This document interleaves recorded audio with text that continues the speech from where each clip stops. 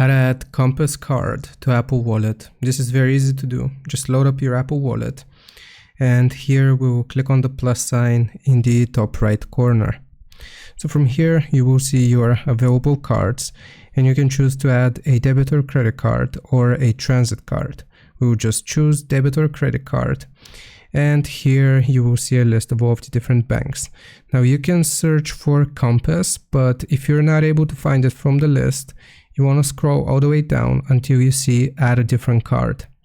From here, we can actually scan our Compass card. So you will just click on continue and you can use your camera to scan your card and it's going to fill out the details automatically.